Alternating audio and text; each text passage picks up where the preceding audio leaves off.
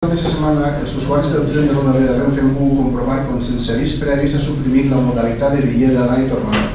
Aquest tipus de bitllet, que es podia adquirir de dilluns a divendres en dies no festius, suposava un descompte del 50% en el bitllet de tornar. La seva supressió ha comportat, per tant, que, per exemple, el cost per persona d'anar i tornar a València en tren s'hagi incrementat en més d'un 30%, passant de 5,60 euros als 7,40. Considerem que és un preu desorbitat i que fomenta l'ús del cotxe particular en aquest tipus de desplaçaments, amb tot el que això comporta, més contaminació per les majors emissions de CO2, congestió de velocitats, més perill, etc. És cert que la supressió d'aquesta modalitat de bitllet ha vingut acompanyada de l'aparició de l'abonament de 10 viatges que caduquen al mes de la seva adquisició. Ara bé, amb dues modalitats haurien de ser complementàries per no castigar mai els usuaris puntuals del servei, que per altra banda és més que un servei que per altra banda és més que rendible de Rodalies. No cal explicar com d'important és el tren per a la nostra ciutat ni quantes persones es passen amb aquest mitjà per estudis, motius laborals o qüestions de salut a ciutats veïnes com ara València o Xàtiva.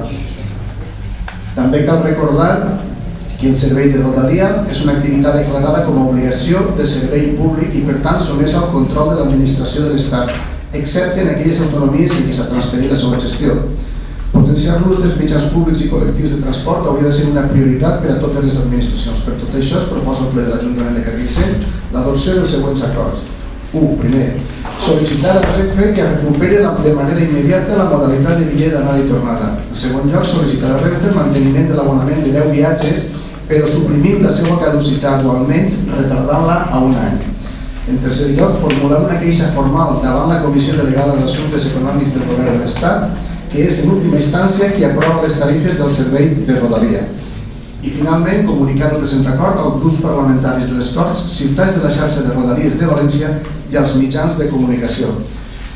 Jo crec que no fa falta argumentar molt més.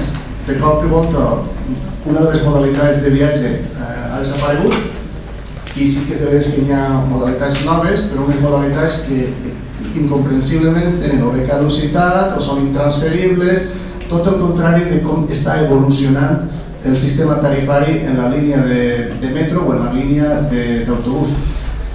En el tema de Renfe, creiem que és un càstig que se castiga especialment als usuaris esporàdics, quan hauria de ser al contrari. Aquell que no aprova el tren, el que hauria de fer és fomentar que pugi el tren i a veure si en lloc de pujar una vegada més, puja no una vegada, sinó una vegada a la setmana o molt més per anar a València i deixar el cotxe en la cotxera. Jo crec que no fa falta allargar-me molt més i l'únic que demano és el vot favorable de tots els grups presents en aquest Ajuntament i que es complisquen per suposat els punts d'acord que hi ha en la proposta de resolució.